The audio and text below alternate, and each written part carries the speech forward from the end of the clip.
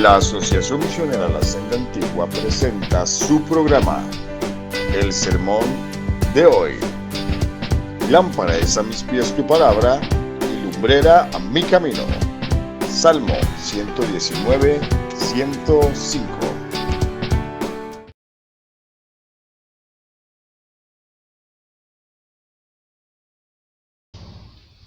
Hoy quiero compartir con ustedes un tema que va a estar centrado en 1 Corintios 10. Si ustedes pudieran abrir sus Biblias en 1 Corintios 10 y acompañarme en la lectura, vamos a estar meditando ahí, y el tema que hoy traigo es un tema el cual yo titulé ¿Cómo vencer la tentación?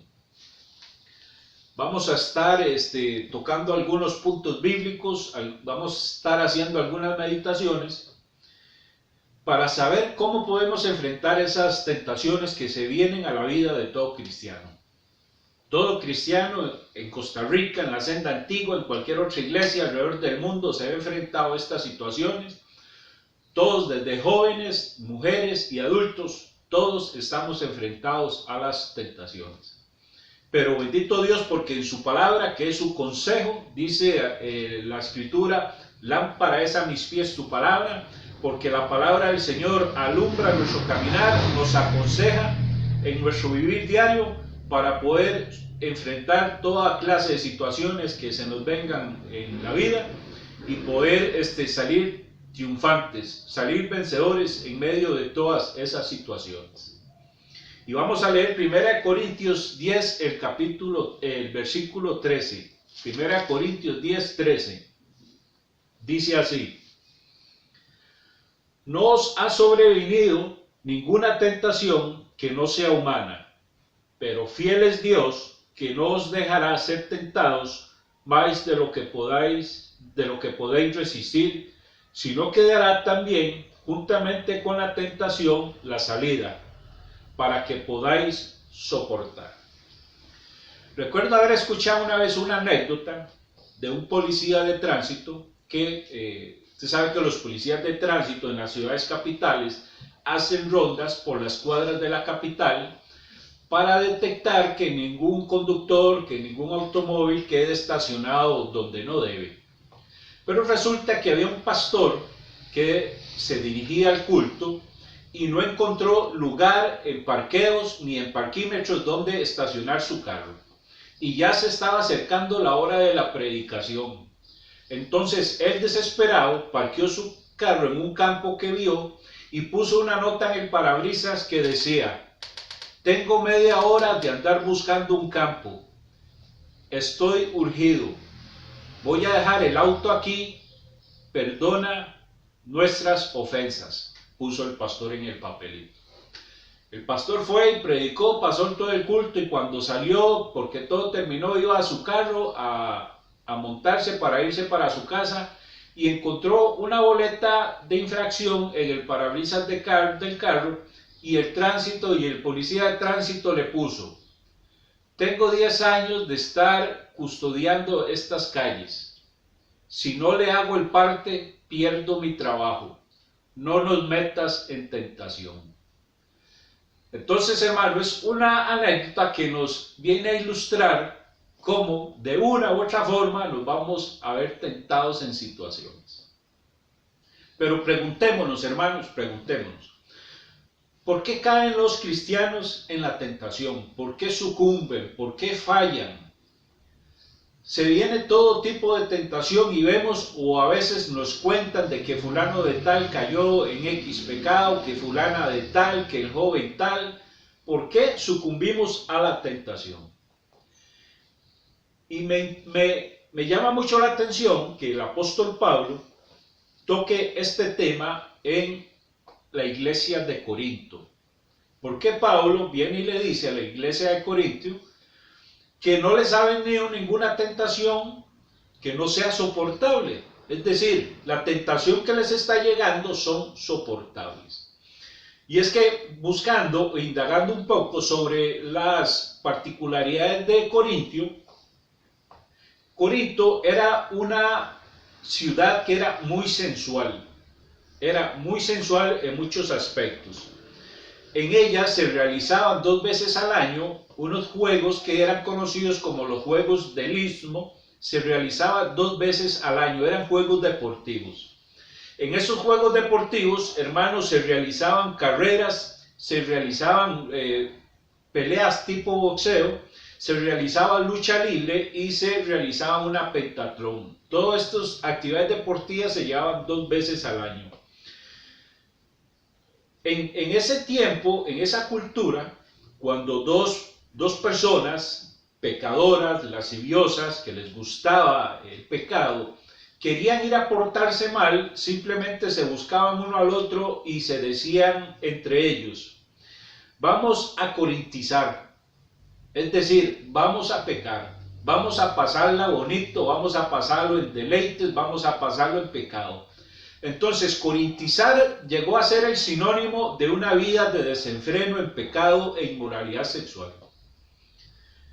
Y es que la ciudad de Corinto estaba ubicada estaba en una posición muy estratégica, hablando comercialmente.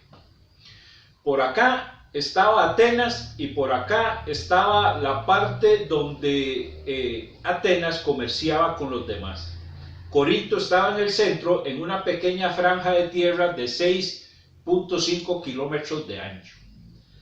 Entonces, los comerciantes, para ahorrarse un viaje en barco alrededor de toda la península, se ahorraban 400 kilómetros de distancia en barco, y lo que hacían era hacer una línea recta atravesando Corinto, y se ahorraban 400 kilómetros de viaje en barco, que además era un viaje muy peligroso. Entonces, Corinto era una ciudad estratégica para el comercio. Aparte de los deportes que se hacían, los juegos deportivos que se hacían 2 veces al año, era una ciudad que concurrida enormemente por gran cantidad de gente.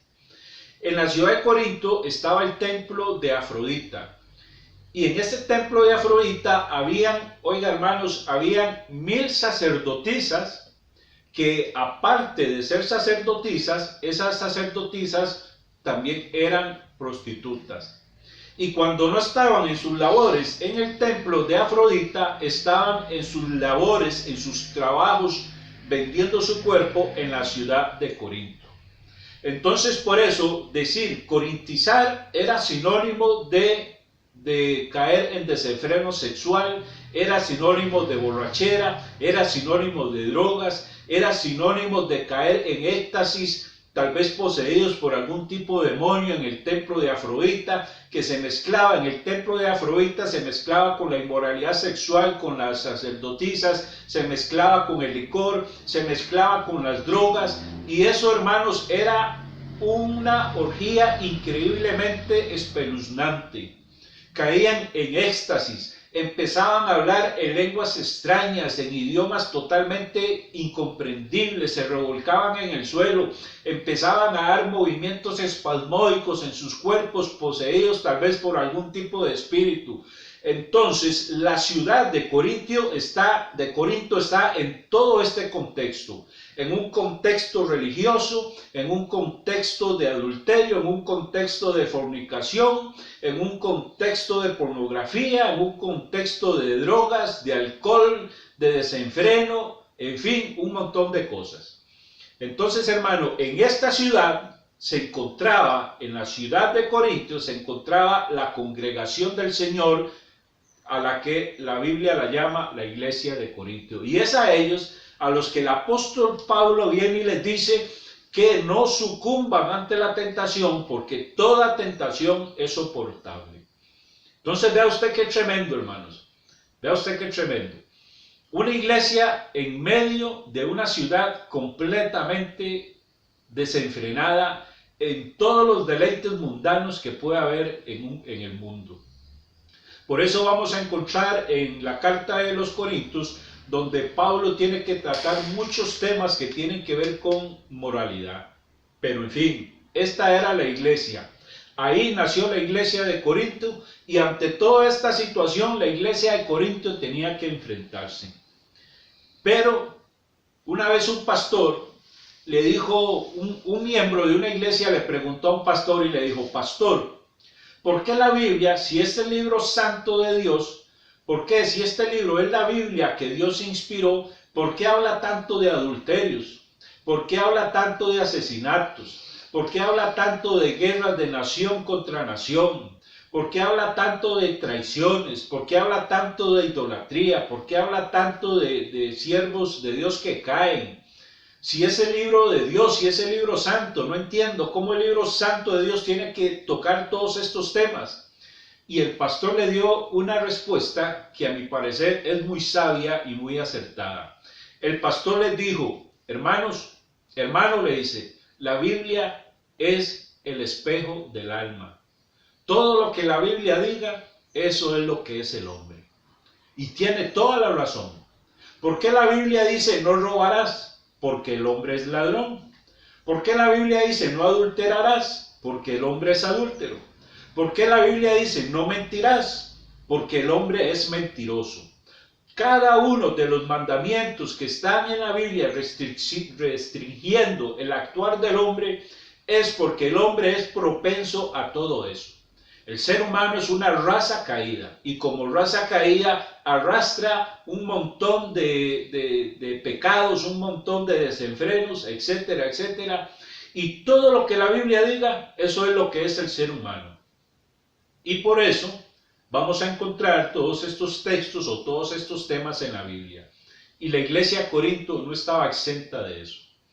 Pero en fin, hermanos, entonces vamos a ver que la iglesia de Corinto tenía estos problemas. Por ejemplo, en el capítulo 1, Pablo tiene que ver, en el capítulo 1 de 1 Corintios, Pablo tiene que tocar un tema de división que se estaba dando en la iglesia. En el capítulo 3, Pablo los empieza a tratar de carnales. En el capítulo 5, el apóstol Pablo toca un tema de incesto, de un hijo que le quitó la esposa a su papá y estaba viviendo con su madrastra. En el capítulo 6 usted va a ver que Pablo toca temas que tienen que ver con pleitos. En el capítulo 7 va a tocar problemas que se estaban dando en el matrimonio. En el capítulo 8 Pablo empieza a tocar temas que se estaban viendo con el libertinaje. Y así en cada uno de los capítulos de 1 Corintios usted va a ver que el apóstol Pablo toca un tema que tiene que ver con alguna actividad común dentro de la ciudad de Corinto. Es decir, la iglesia de Corinto estaba cayendo en algunos pecados que eran común en la ciudad de Corinto. Pero hermanos, es ahí en donde entonces tenemos que ver que si la iglesia de Corinto caía en todas esas situaciones, nosotros, hermanos, podemos estar expuestos a eso. Muchas iglesias pueden estar expuestas a eso. Por eso es que tenemos que ser perseverantes en la oración, por eso tenemos que ser perseverantes en la palabra, para evitar caer en esas situaciones cada uno de los miembros. Cuando hablo de que la iglesia no puede caer en esas situaciones o en las situaciones actuales que se dan hoy en día, me estoy refiriendo no a la iglesia en un actuar conjunto, sino a la iglesia en cada uno de sus miembros, particularmente. La iglesia de la senda antigua está compuesta por hombres y mujeres y cada uno de ellos debe evitar caer en alguna situación que vaya a afectar su vida espiritual y como parte o como miembro que es de la iglesia la senda antigua, evitar perjudicar así también a la iglesia la senda antigua. Por eso, hermanos, acudimos al consejo de la palabra del Señor. Por eso acudimos a la guianza del Espíritu Santo, porque queremos tener una iglesia prevenida, una iglesia santa. En la senda antigua nos preocupamos por los miembros y queremos que ellos vivan una vida entregada al Señor y que se eviten caer en situaciones que puedan afectar su vida espiritual.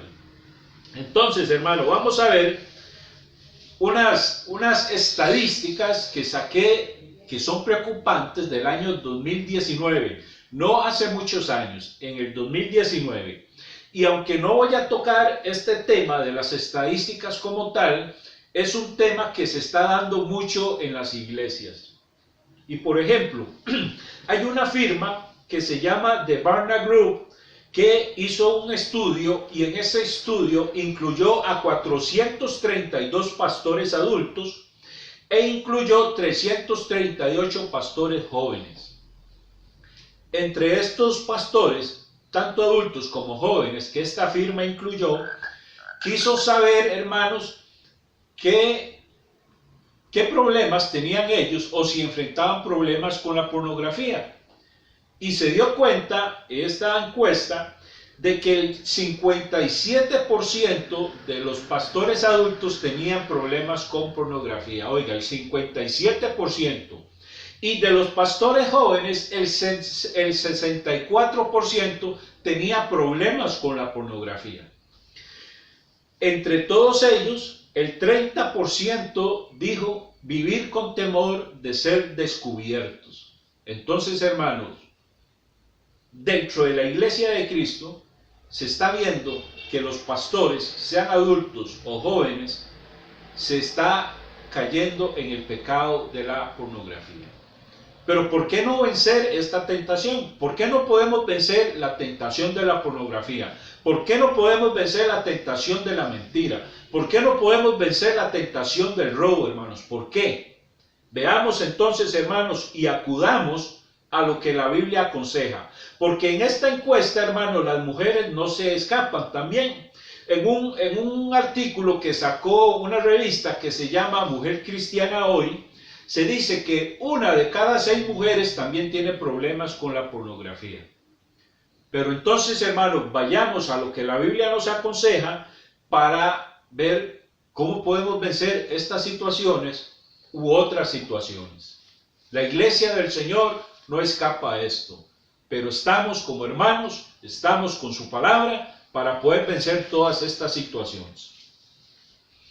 Entonces, 1 Corintios 10:13, leámoslo nuevamente. Dice: no os ha sobrevenido ninguna tentación, dice, que no sea humana.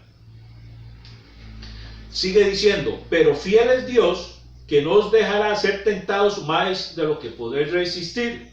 Es decir, toda tentación que se da en la vida del creyente está en un ambiente controlado. La tentación que le viene a su vida, joven, la tentación que le viene a su vida, hermano adulto, la tentación que viene a su vida, hermana, está en un ambiente controlado por Dios. Porque el texto dice que no os dejará ser tentados más de lo que podamos resistir.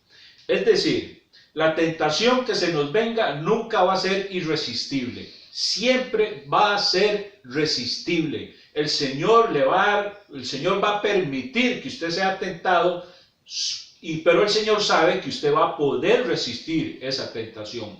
Por eso es que Él lo permite. Entonces, tenemos también que ver que la tentación que se nos viene a nuestra vida no es pecado. La tentación no es pecado. El pecado es ceder a la tentación. Dios limita entonces también, hermanos, el peso de la tentación. Entonces tenemos 3 puntos de la tentación. Es decir, la tentación está en un ambiente controlado. Y tenemos entonces que la tentación va a ser resistible, que la tentación en sí misma no es pecado y que Dios va a limitar el peso de la tentación que llegue a su vida. También dice, tenemos como segundo punto, hermanos, que todos vamos a ser tentados. Ninguno de nosotros nos vamos a librar de la tentación. Tarde o temprano o muy seguido hasta que el Señor venga por su iglesia o hasta que muramos, todos vamos a vivir en tentación los días que se nos presenten, porque esa es la misión del enemigo, hacer caer la iglesia del Señor. Pero tenemos entonces, hermano, como segundo punto, que toda persona es tentada, que usted no está solo en la tentación, porque todos somos igualmente tentados, que no podemos librarnos de ser tentados y que todos vamos a ser tentados, hermano. Eso hay que tenerlo claro. No espere usted vivir un año sin tentación, porque eso no puede ser. Tenemos entonces, hermanos, 2 puntos hasta aquí. Que toda tentación se da en un ambiente controlado y que toda persona siempre va a ser tentada. En 2 Corintios 1:10 leemos lo siguiente. 2 Corintios 1:10 dice: el cual nos libró, nos libra y dice, el cual nos libró, nos libra y es quien esperamos que aún nos librará de tan grande muerte. Entonces tenemos aquí 3 tiempos verbales: pasado, presente y futuro. Nos libró. El Señor, en todas las tentaciones pasadas que hemos vencido, Él nos ha librado. En las tentaciones presentes, Él nos va a librar, y en las tentaciones futuras, Él nos librará también. Nos va a librar caer en esos pecados, hermano, porque la palabra que se da ahí en 2 Corintios 1:10 para librar es una palabra, hermanos, que es una palabra que enfoca que Él siempre nos va a dar una salida, aunque angosta, pero siempre va a dar una salida. El Señor nunca lo va a abandonar, nunca nos va a abandonar en nuestras tentaciones. Cuando usted se encuentre en una tentación y se sienta comprometido y en lucha, sepa, hermano, que el Señor está ahí con usted, ayudándolo en su tentación. Entonces, hermanos, vemos que Dios es un Dios que nos da siempre una salida. Vemos en Dios fidelidad, porque Dios no puede negarse a sí mismo, hermano. La Biblia dice que aunque nosotros seamos infieles, Él permanece fiel. Y el Señor ha prometido estar con usted todos los días hasta el fin del mundo. El Señor ha prometido, hermano, librarlo a usted de las tentaciones, y Él va a estar ahí juntamente con usted cuando usted se encuentre en una situación comprometida, en una tentación. También tenemos que hay un balance en la tentación. Dios nos da su fidelidad al estar con nosotros en la tentación y nos da un balance en la tentación. Es decir, la tentación nunca va a ser más pesada que su peso espiritual. El peso de la tentación siempre va a tener la misma categoría que su peso espiritual. Hay un balance. La tentación nunca va a pesar más que su peso espiritual como para vencerlo, ¿no, hermanos? Entonces, podemos concluir en estos 2 puntos que cuando caemos en tentación es porque cedimos por nuestra propia voluntad. Como dice Santiago, cuando alguno es tentado, no diga que es tentado de parte del Señor, sino que es tentado de su propia concupiscencia. Concupiscencia habla de un deseo intenso, de un deseo muy grande. Y ahora, no todo deseo intenso es malo, porque si no hubiéramos tenido deseos intensos, no tuviéramos hijos, etcétera, y otras cosas. Pero cuando el deseo intenso se da dentro de lo que se sale de la santidad y de los mandamientos del Señor, es cuando ese deseo intenso es pecado. Pero el Señor siempre le va a dar a usted ese balance. Tanto pesa la tentación, va a tener el peso de su peso espiritual. No va a ser tentado usted más de lo que podamos soportar. Y es aquí, hermanos, donde tenemos que elevar nuestros brazos al cielo y decir: Señor, gracias, porque tú nos pruebas, Señor, a través o permites estas situaciones que se den en nuestra vida para purificarnos, para pulirnos. Pero, Señor, tú todo lo tienes en un ambiente controlado. No estoy solo en esta tentación. Tú me das una salida. Tú, Señor, tienes todo controlado. Entonces yo, en las fuerzas del Señor, teniendo al Espíritu Santo como consolador, como guiador, como esa fuerza, como ese kratos de Dios, el Espíritu Santo me va a dar la victoria y yo voy a poder salir firme y victorioso de esa tentación que se nos viene por parte de, ya sea del maligno o de nuestras propias concupiscencias. Vamos entonces, hermanos, al tercer punto. Tenemos como primer punto: toda persona es tentada. Usted no está solo en la tentación, no podemos librarnos de ser tentados, todos vamos a ser tentados. Tenemos como segundo punto que la tentación se da en un ambiente controlado, nunca vamos a ser tentados más de lo que podamos resistir. La tentación no es pecado, sino que el pecado es ceder a la tentación, y Dios limita el peso de la tentación para que no pese más que nuestro estado espiritual. Y como tercer punto, hermanos, tenemos: siempre hay un escape seguro. El Señor siempre le va a dar un escape seguro de la tentación. Y tenemos como punto A aquí que Dios dará la salida. Hebreos 2:18 dice que Jesús se compadece de nuestras debilidades como sumo sacerdote, porque Él, al igual que nosotros, fue tentado en todo. Jesús se compadece de su tentación. Usted no está solo, como dije ahora. Jesús está con usted ahí, y Dios, como Jesús fue tentado en todo, Él le va a dar una salida.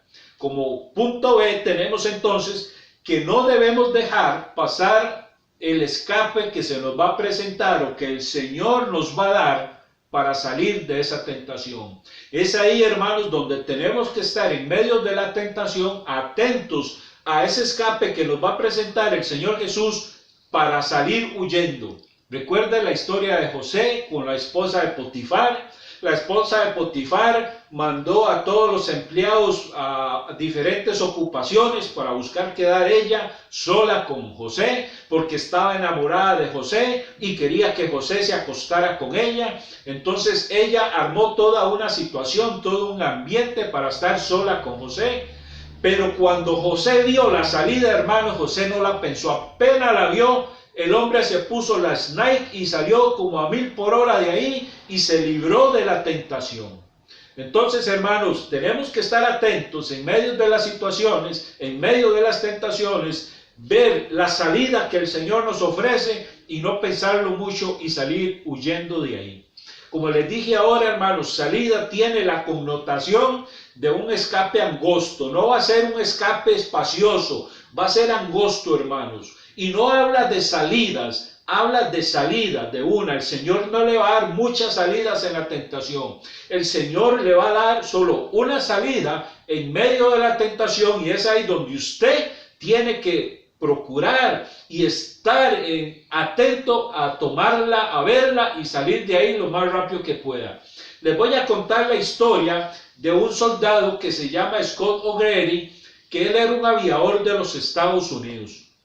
Y su avión fue derribado de Bosnia. Él iba volando sobre Bosnia, su avión fue derribado, él cayó en su paracaídas en medio de las montañas, y el ejército de Bosnia empezó la persecución de este soldado.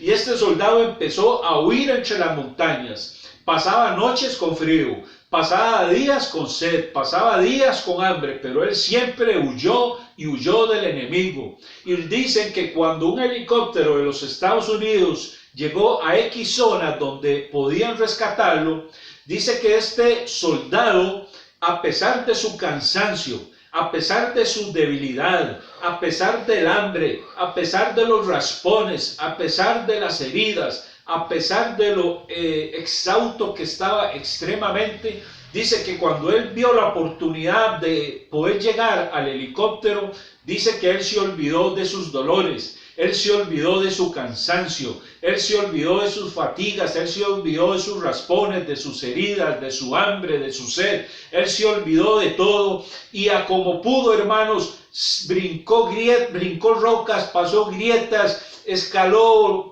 cruzó ríos para lograr llegar donde estaba el helicóptero que lo iba a rescatar, y logró llegar a ese helicóptero. Este soldado vio la oportunidad de ser rescatado y luchó contra viento y marea, luchó contra cansancio, luchó contra todo lo que había en su contra, y logró llegar al helicóptero que lo iba a rescatar. Esta es una situación que ilustra muy bien, hermanos y hermanas, la forma en que nosotros nos tenemos que mover en medio de la tentación. Aunque seamos muy tentados, hermanos, aunque nos sintamos débiles, aunque nos veamos en una situación, hermanos, comprometedora, lo que sea, hermanos, Tenemos, al igual que este soldado, esforzarnos, luchar contra todo lo adverso, hermanos, y tomar esa salida estrecha que el Señor nos va a dar para salir de la tentación. Porque solo así, hermanos, solo así vamos a salir triunfantes de la tentación. Y no solo eso, hermanos, no solo eso, el Señor nos ha dado también un montón de recursos para poder soportar la tentación. La salida de la tentación va a ser solo una, pero en medio de esa tentación vamos a tener otro montón de recursos.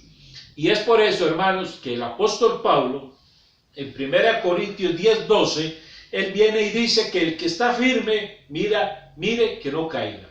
Es decir, lo primero que tenemos que desechar, hermanos, para no caer en tentación, ¿sabe qué es? El orgullo, la prepotencia, de creernos superhéroes, de creernos Batman o Superman. No, hermanos, tenemos que ser humildes y reconocer nuestra condición humana. Tenemos que empezar entonces, hermano, a reconocer cuáles son nuestras debilidades para poder trabajar en ellas, para poder clamar al Señor por ellas. Proverbios 16:18. Voy a leerle lo que dice Proverbios 16:18. Proverbios 16:18 dice así: antes del quebrantamiento es la soberbia, y antes de la caída la altivez de espíritu. Todos, hermanos y hermanas, tenemos situaciones, tenemos tentaciones que nos afligen, que nos atacan, y hermanos, debemos reconocer nuestras debilidades. Debemos reconocer que somos propensos a X cosa y por tanto debemos reconocer esos puntos débiles y venir al Señor en humildad y humillados. También, hermano, Mateo 26:41 nos da un consejo muy excelente. Mateo 26:41 nos dice de la siguiente forma.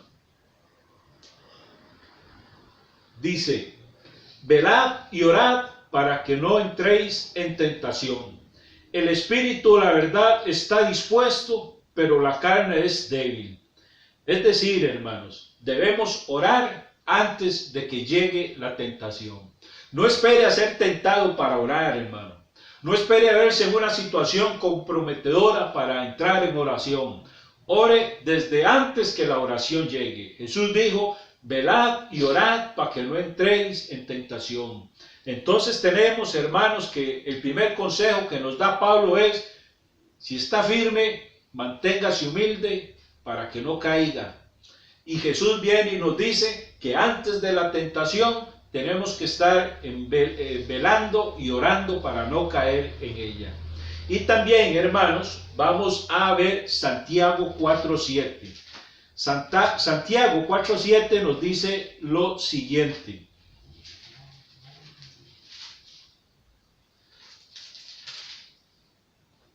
Dice: someteos pues a Dios, resistid al diablo y huirá de vosotros. Entonces aquí tenemos, hermanos, que Santiago nos viene y nos dice que nos sometamos a Dios, que busquemos del rostro de Dios, que busquemos esa unidad, esa comunión con el Señor, que tenemos que resistir al diablo, pero no resistir al diablo en nuestras fuerzas. Tenemos que resistir al diablo en las fuerzas del Señor, en las fuerzas del Espíritu Santo. El que se une al Señor, un espíritu es con Él. El Espíritu Santo es nuestro ayudador. En esas fuerzas y en las fuerzas de la palabra del Señor es que tenemos que enfrentar al diablo. Cuando el diablo tentó a Jesús en el desierto, Jesús le respondió con palabras del libro de Deuteronomio, si no mal recuerdo.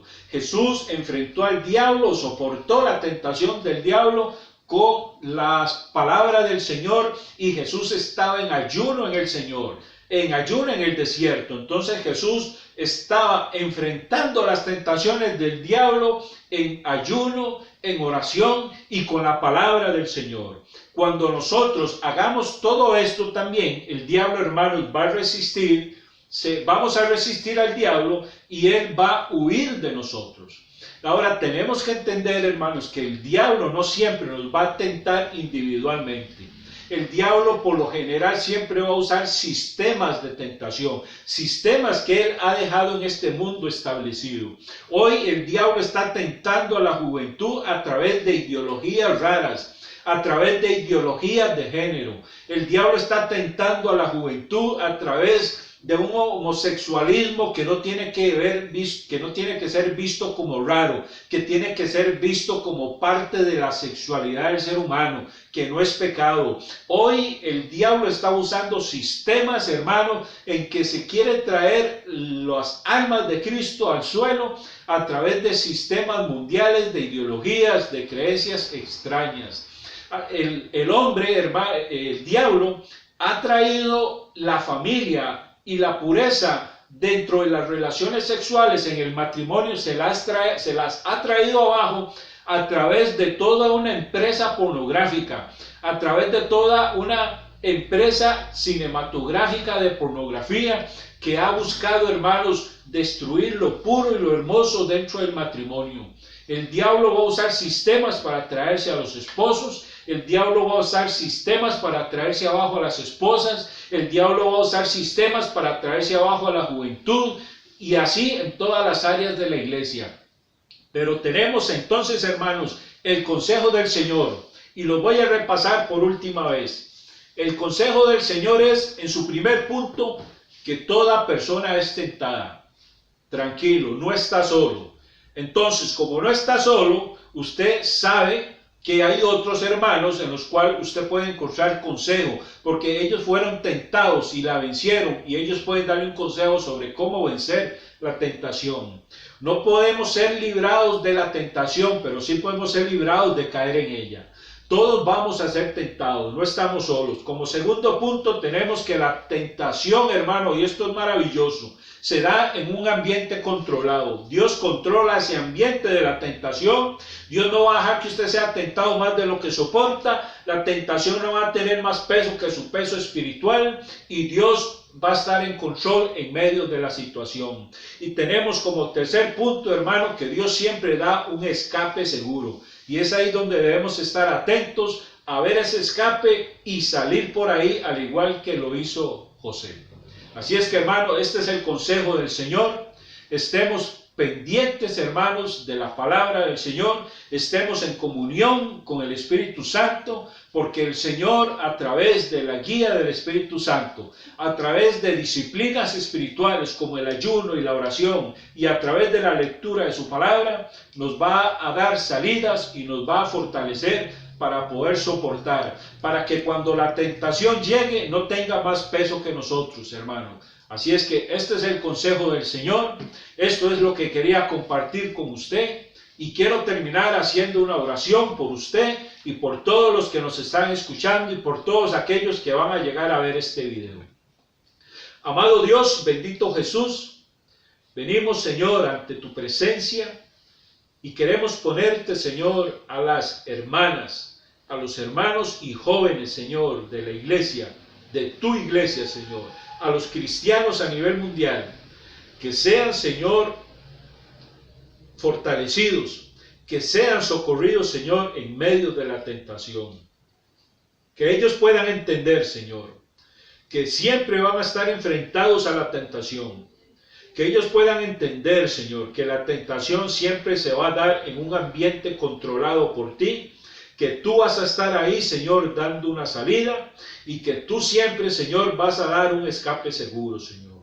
Ayuda, Señor, a que los hermanos y hermanas puedan entender estos principios que tú das en tu palabra, Señor, y que ellos, Señor, puedan ser, Señor, preservados de no caer, Señor, en pecados por tentaciones, Señor. Socórrelos en la tentación, guárdalos en la tentación, Señor. Ayúdalos en la tentación, bendito Dios, para que tu iglesia, Señor, pueda salir triunfante, pueda ir caminando, Señor, en pasos seguros, porque tu palabra alumbra nuestro camino, y que podamos ir creciendo espiritualmente, Señor, y podamos, bendito Cristo, ser triunfantes en ti, porque todo lo podemos en Cristo que nos fortalece, porque tú nos has puesto por cabeza y no por cola, porque somos reyes y sacerdotes, porque somos príncipes, Señor, de un reino, porque somos tus hijos, hemos sido adoptados, Señor, para ser tus hijos.